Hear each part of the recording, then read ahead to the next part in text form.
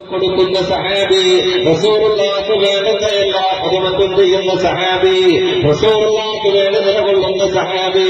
അവസാനം ഹബീബ് സല്ലല്ലാഹു അലൈഹി വസല്ലമ തങ്ങൾ ആ സഹാബിയോട് ഒരൊറ്റ ചോദ്യമാണ്.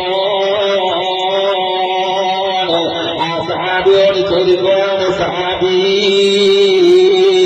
സൽ, എന്നോട് നിനക്ക് ആവശ്യമുള്ളത് ചോദിക്കൂ സഹാബി. റബിഅ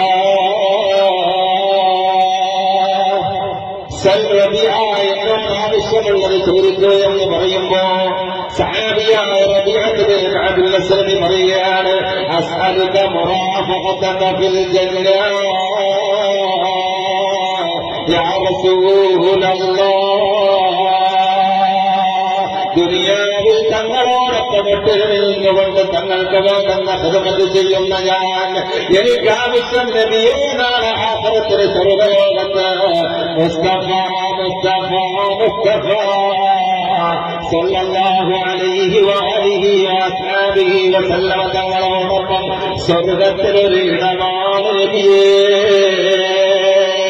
ഞാൻ നേരത്തെ പറഞ്ഞ ചിത്രമേതാണ്? ഭൗതിക വിഷയത്തിൽ രോഗാതുരമായി നിർമ്മിക്കപ്പെടുന്ന ഒരു സഹോദരിയുടെ വിഷയത്തിന് പരിഹാരമായി റസൂലുള്ളാഹി നിലകൊള്ളുമ്പോ ഇവിടെ അതാ ഭൗതിക വിഷയത്തിൽ പ്രവാചക പരിശ്രമത്തിന് ഖിദ്മത്തുമായി നിലകൊണ്ട റബീഅത്ത് ബിൻ അസ്ലമി റളിയല്ലാഹു അൻഹു എന്ന ചോദ്യം ഭൗതിക വിഷയമല്ല, അല്ലാഹുവിന്റെ റസൂലിനോട് ചോദിക്കുന്നത് അഭൗതിക വിഷയമാണ്. അസ്അലുക മുറാഫഖതക ഫിൽ ജന്ന, നബിയെ സ്വർഗ്ഗത്തിലൊരിടമാണ് ഞാൻ ആഗ്രഹിക്കുന്നത്, അതാണ് തങ്ങളോട് എനിക്ക് ചോദിക്കാനുള്ളത്. ആ സമയത്ത് അല്ലാഹുവിന്റെ റസൂല് പറയുകയാണ്, അവ ഗൈറ ദാലിക,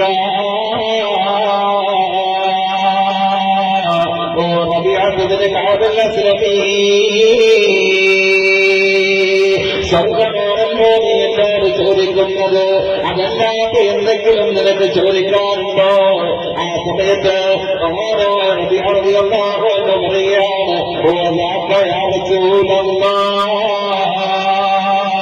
സ്വർഗമല്ലാതെ എന്ന് ചോദിക്കാനാണ് ഈ ടെമ്പററി പെണ്ണില് താൽക്കാലിക ജീവിതത്തില് തങ്ങളോട് എനിക്ക് ചോദിക്കാനുള്ളത് നബിയെ എന്ന് മാത്രമാണ്.